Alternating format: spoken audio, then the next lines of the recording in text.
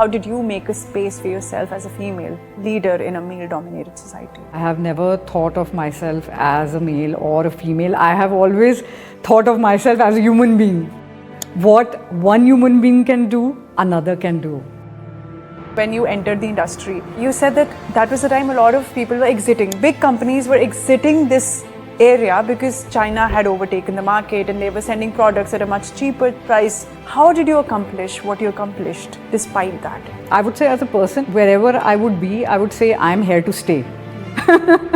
So no matter if you are a new competition to me, no worries. You know, जो यहाँ पे लिखा है वो कोई नहीं हटा सकता. So I had this vision that I will never buy anything from China, and that still stays on. Talking about AI, there is this mass fear, like we've seen growing up in these movies, sci-fi movies, where there was a robotic apocalypse and humans were being targeted by robots. Do we need to fear AI? Actually, honestly, we don't need to fear anything as long as AI is in ethical hands. Your company was in debt and then you brought it to be the pioneer, the industry leader. As a woman, how was that challenging for you and how did you overcome those challenges? It was a very, very challenging journey. It was very daunting. There were times when no support was there from many places where I thought there would be support. You have worked in the UN.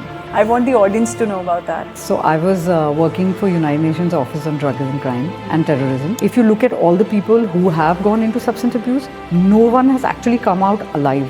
What are the skills do you think that the young people today should develop if they're looking to be in manufacturing or technology tomorrow? So they have to work on skills which are basically AI specific, like AI analysts, AI technicians. So that would be something which would be required in the industry in the coming years.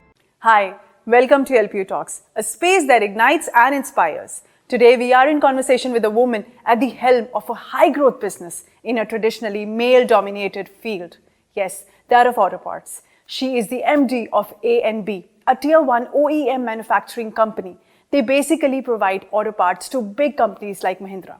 Today, let's find out about her journey and how she navigates life as a female leader. Welcome, ma'am. Hi, Bhumika. How are you? I'm good. So happy to be here conversing with you. Thank you. The pleasure is all mine. Yeah. So, I have an entire list of questions, but I'm going to stick to our very authentic, candid conversation that we've had, Abhi. Where did it all start? You are leading the biggest manufacturing company in auto parts today. How did you get here? Tell us about your journey. So, Bhumika, I had a very interesting life and it actually started from education. And I think my school, my college, they empowered me in a way to think that, things are not gender defined like we usually think. And especially if we talk about 24 years past, there were things, women were more, inclined towards the household duties. Yes. So how it all happened was that I am an alumni of Hindu College, and I remember when I stepped into the college, the first day I felt as if I have wings. Wow. So the college, the professors, the teachers, everyone empowered me in a way, and the other students as well, that things are not gender defined. You can be whoever you want to be, Sanjeen. So later in life, I understand that 24 years down the line, I understand that I got that empowerment from there. So I never thought that, anything can define me or anything can be a barrier to me. So all the obstacles that came along were like stepping stones. So through education, then I started working with the United Nations. Then I happened to be in business. So I think it was the basic foundation, which was probably correct, and then just build on that. So I think kept falling into place. So I would not even think that, okay, this is the end all be all of things. Yeah. Probably I could evolve into something even more beautiful. Yeah. So life is an ever evolving journey. So business is just a label, right now that I'm an entrepreneur, so that's a label, but I'm a human, that is more important. And I think we should all remember that. I think we forget that we are humans first, and then the other roles that life is imparted on us. Yes, right? yes. And even while talking about gender, I always say that, I have been asked that question a lot of time from men, that should men cry? Should they be allowed to cry? And I'm like, yes, we're humans, That breaks right? my heart. Yeah, we're humans. Before being a boy or a girl, we're humans. So what's wrong in crying? It's a human emotion. Why do we have to make everything so defined into roles? Yes, we pigeonhole everything, don't we? As human beings, we pigeonhole everything, that this is how a business should be run, or this is how a businessman or a woman should be like. Teachers would be like, we pigeonhole everything around us, which I think is wrong. Yes. So I believe that the most important thing to understand is I'm human, you're human. These are just labels, they'll just keep falling along the line. True. But as we say, we look at big personalities like Mr. Ratan Tata, who unfortunately passed away, and it's a huge loss. But he left a legacy. Yes, I would say people like him never really leave the world. True. They live in our hearts. Absolutely.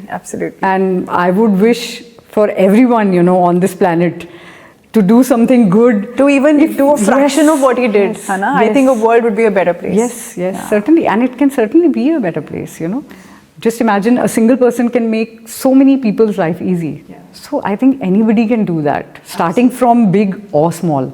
Yes.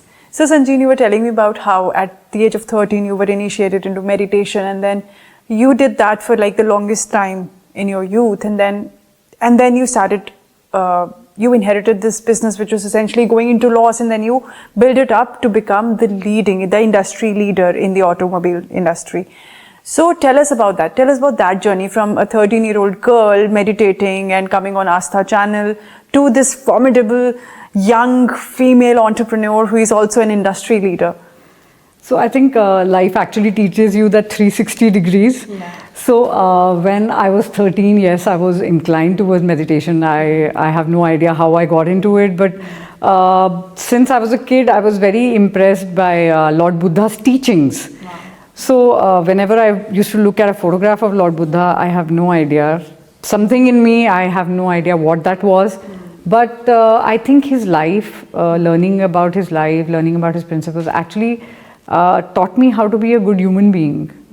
And that was the most important thing for me. And I would say I'm not a religious person, but I'm a spiritual person. So what I'll do is I'll read the Bhagavad Gita on my own, rather than listening to someone's sermons, because everybody has their own coloring.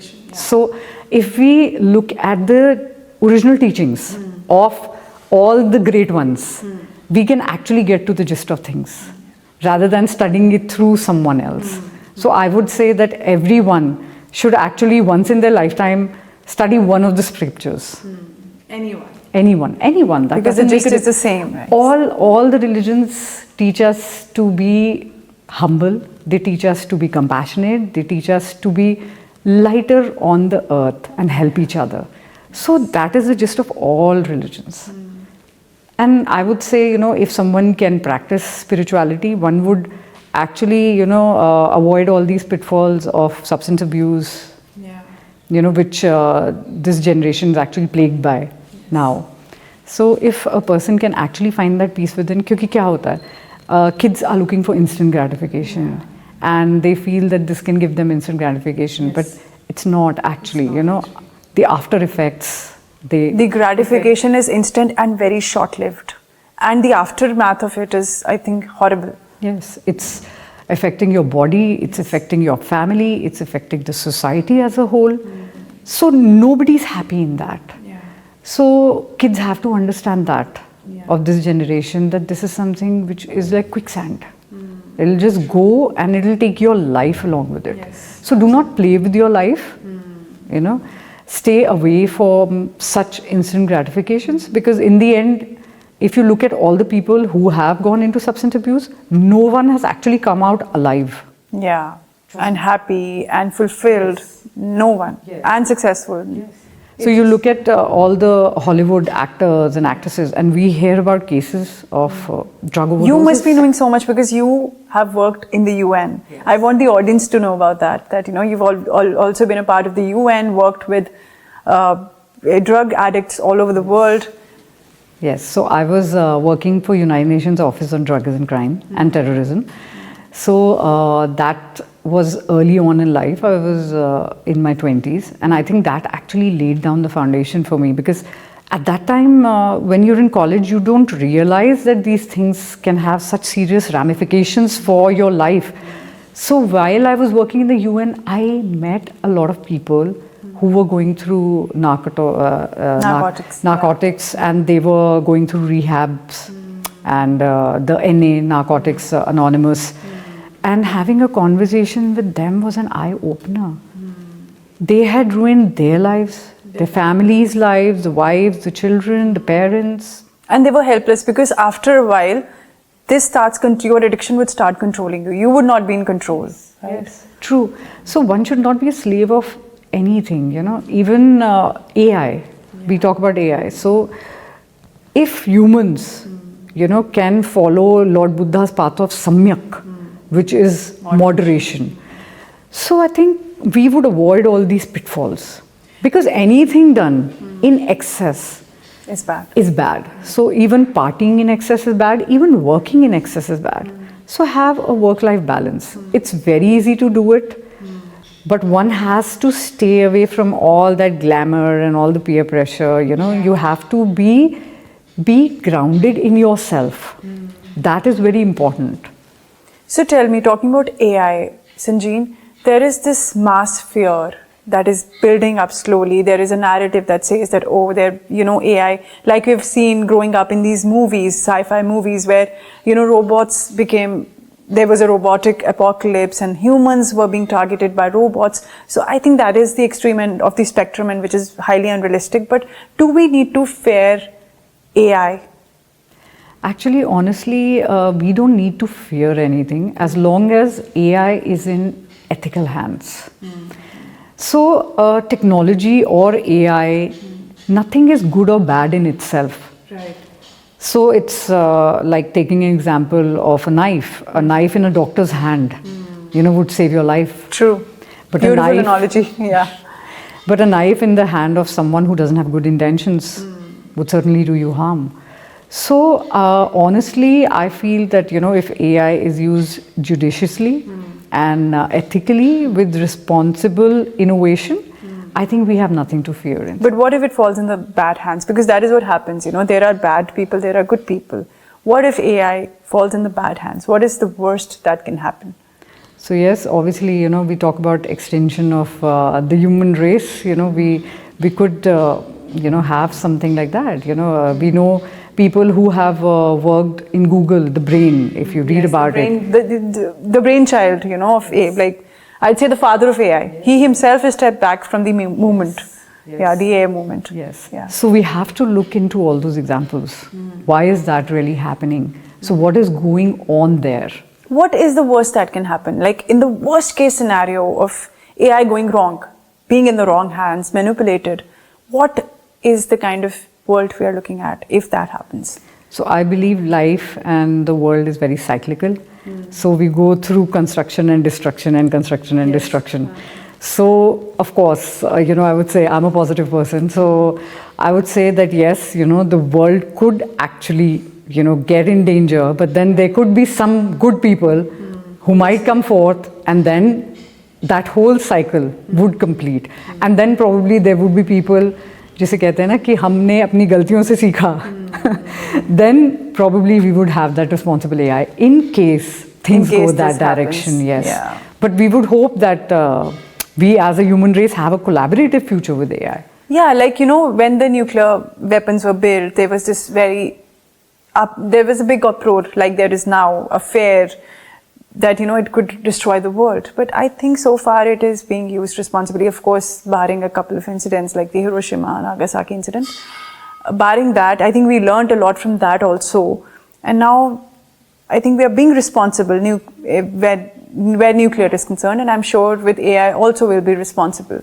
Certainly, and I feel it has happened with the technology throughout mankind, past, present and future. So I feel that, we have evolved from an agrarian society, Yes. to an industrial society, and now towards tech, AI, Yes, digital. yes. So I feel that, evolution and technology is intertwined. And the way we work, the way we play, the way we feel, the way we think, everything is affected by, technology. Our whole life is affected by that. So I feel that, AI is probably a good thing. Like, people used to fear computers. Yes. So I am a generation who has seen a world without computers and without phones, and I have seen that transition. So when computers were coming into the real life, there was a fear that humans will be replaced, and the maths and everything is like. But I guess it was collaborative, right? And we would hope that we see a similar thing with AI, because it would AI in the right hands, like in the field of education, in the field of healthcare, everything has become so precise, so easy. You can be here doing online classes. You can be in India doing Harvard. Yes. And even like business collaborations have become easier because of that. Yeah, I agree with you on that. In fact, I remember reading a story where, there was a point when only painters used to paint portraits of people. That's what we've seen. And then cameras came in, and there was this mass fear of painters getting unemployed and becoming redundant to the society. But then, how cameras are so quintessential in our life today. So, yeah, I think it's similar to that, right? I think humans, in a way, also, I would say that we are not the fastest or the strongest on the planet, but we are the smartest. Yes. So I think, we would adapt. And as we have adapted from the Stone Ages till here, probably we'll do a good job going forth as well. Fingers crossed for that. Yeah. So Sanjeen, tell me, you are a female leader in a largely male-dominated space. How was it for you when you started? Were there any challenges? I'm sure there must be loads of them. And how did you overcome them? How did you make a space for yourself as a female leader in a male-dominated society? So I think, honestly, first of all, I would say that I have never thought of myself as a male or a female. I have always thought of myself as a human being. Right. What one human being can do, another can do. But that's you. Society must be perceiving you in a set manner because they are conditioned like that. So as a woman, when you were, say, pitching to other companies, or, as a fledgling company, as you said, that your company was in debt when you overtook, and then you brought it to be the pioneer, the industry leader at the moment. So from, starting from there, pitching to companies, getting vendors, all of that, as a woman, how was that challenging for you, and how did you overcome those challenges? So honestly, it was a very, very challenging journey. It was very daunting, and there were times when, obviously no support was there from, many places where I thought there would be support. So that actually, sort of leads to that disappointment. But then if you have that passion, like I made work my passion, and I think I've never worked a single day in my life, as they say. Oh, that's because enjoyed yourself. Yeah. You enjoy the work. Yeah. So honestly, work wasn't work. So I just wanted to do good. So not only in terms of doing good to myself or doing good for my business, but also people who were along with me in my journey. So the vision, I think, is very important, and once you have a larger vision than yourself, I would say the universe actually supports you in invisible ways, and that has been a part of my journey. Yes, I face challenges, and I think as humans, we all face challenges. I'm sure you face challenges in your daily life, and similarly, yes, I have faced a lot of challenges, but the idea is to become better, not bitter. Yes, true. So if you have that greater vision in life that, everything should, take you forward to make you a better, to make you a more evolved person, I think nothing can stop you. And all the people who used to say कि लड़कियां factory नहीं चला सकती, today they're like, hail to you, yes, madam. Of course. And you also mentioned that, when you entered the industry, you basically built auto parts, right? And you said that was the time a lot of people were exiting. Big companies were exiting this area because China had overtaken the market, and they were sending products at a much cheaper price. So something that you could not beat as, in the Indian market. How did you accomplish what you accomplished despite that? So I think it was a lot of perseverance and resilience. So I would say, as a person, wherever I would be, I would say I'm here to stay. So no matter if you are a new competition to me, no worries. You know, जो यहाँ पे लिखा है वो कोई नहीं हटा सकता. So I am here to stay. So when China came in, that was a very sad time for our industry. And we, being a labor-intensive country, honestly, you know, should have done more manufacturing at that stage. Though with, obviously, now our government is doing a lot, and I would thank the Prime Minister to have taken those steps. And it's a good time for business now. It's booming. The world is looking at India. But at that time, it was very sad. And me, as a person, I have always been that person who would never do something which will go against my country. So even when China was throwing in goods, so we also require a lot of consumables as an auto industry. So I had this vision that I will never buy anything from China, and that still stays on. Wow. So I have never bought anything from China. That's commendable. Yes. Hats off to you. Thank you.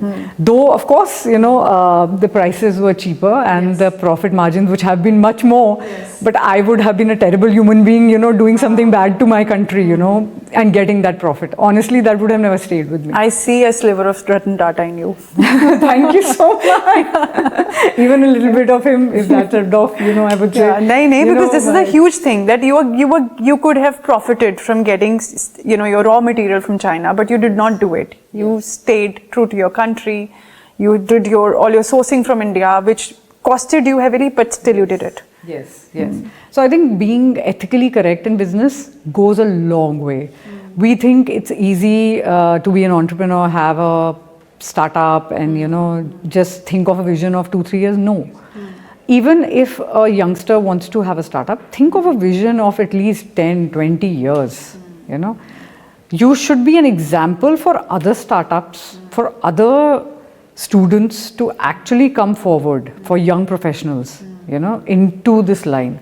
So a lot of students, a lot of professionals, they look at entrepreneurs with stability now, because they have also understood that they followed people, you know, who had startups, and we have heard of many cases, you know, where of course, so business have bombed.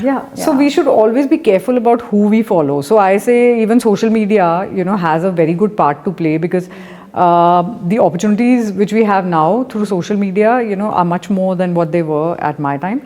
But again, samyak, you know. So follow people who add value to your life, who add content to your life. Not just someone is following someone, so you're following 10,000 people. So do everything in moderation. Even if it's social media, do it in moderation. Follow people who you think is ethical, who you think are ethical, right? Yes, yes. And I think that was your USP, being ethical, being true to your country. That was your USP, and that is what got you where you are at the moment. Yes, yes. And that is the thing that has actually kept me going through all these years also. Because then you feel that you don't have a, you know, like, aap dharti pe boj nahi ho, I would say. You're here to do something good. And people ask me that, how do you stay so happy? And I think the only contribution would be this, the good which I have done, whatever small or big, that doesn't make a difference. But you've made an impact, a huge impact, I'd say. So Sanjeen, you are an industry leader. How do you see manufacturing evolving with the advancement in technology and automation these days? So I would say that, you know, now with AI coming in the picture, you know, it's much more fast-paced. So I feel that there will be a realignment in the industry as well, and we will have to adapt to the changes. So right now we talk about EV cars. Now we are also looking at self-driven cars, you know, so the steering wheel would be a relic of the past. God, that seems so futuristic and so sci-fi at the moment. Yes, but we already have those cars, you know, the prototypes are already out. And I also see a future, you know, wherein probably humans won't have to travel, probably we'll teleport. Wow. I read about teleportation in autobiography of a yogi. Maybe we get So we're all atoms and energy. So anyone, who can, break that down can probably bring us. Yeah, there's a thing called air taxis also apparently in London. There's a huge prototype of an air taxi which they see might just come in, into being in the future. So we have to also think that, life has become so easy. But why are our generation having mental health issues? So life has become easier than what we were in the Stone Ages, right? We used to fear animals. That is how we started living together. As humans, how did we start coming into communities? It was because we needed that protection, and as life evolved, it became easier and easier. So we have to see that we are actually a very privileged generation. But is it true that, for me, I feel that mental health issues, they have really spiked up because maybe life has become easier. We have more time on our hands, and like it is said, an idle mind is a devil's workshop. So, all these emotions, unnecessary feelings, unnecessary ideas are coming into our heads and we are suffering. Do you think that could be true as well? Yes, I really feel so. And I would encourage everyone to do one good deed a day, as our ancestors used to say. So I say one good deed a day actually keeps the therapists away. That's a good one. I love that line.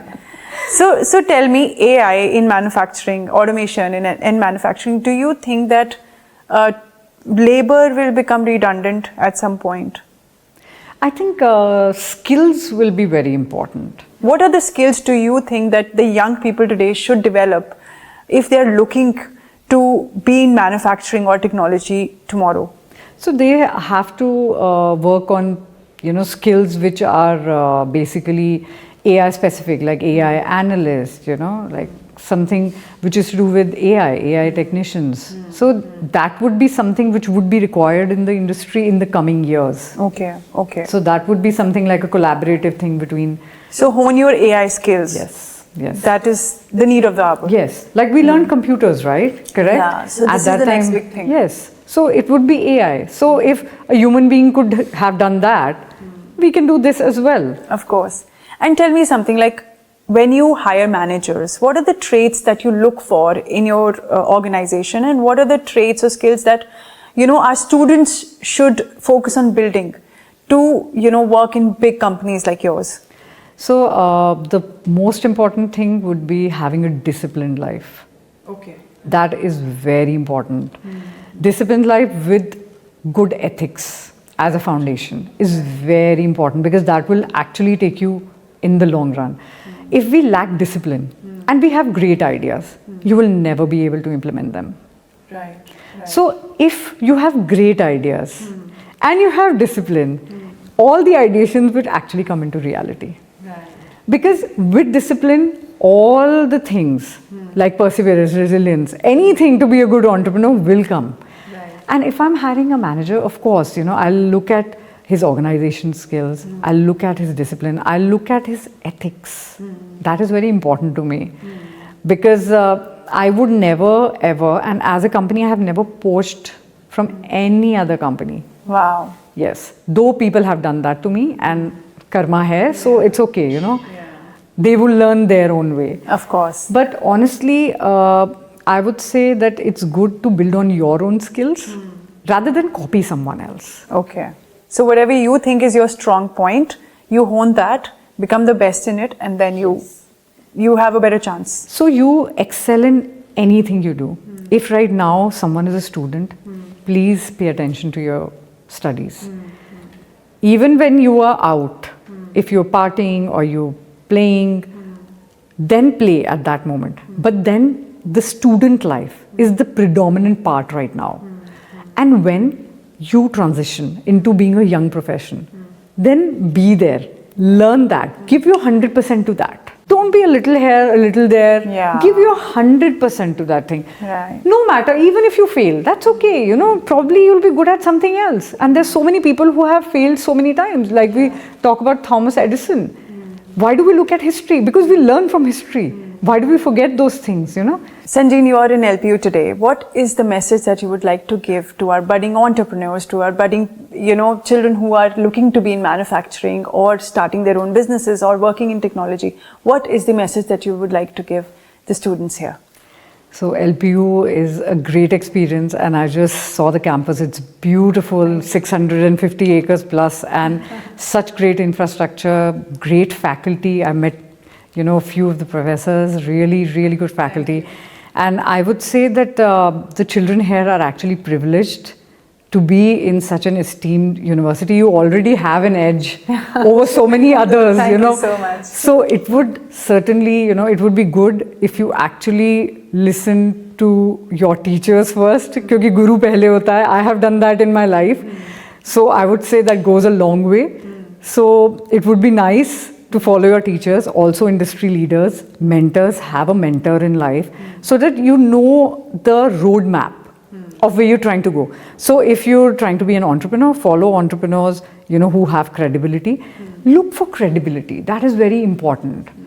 So all the children nowadays, they're on all social media platforms. So they should do their research. They should be on LinkedIn. That is very important, for young professionals. They should know how to have a good resume.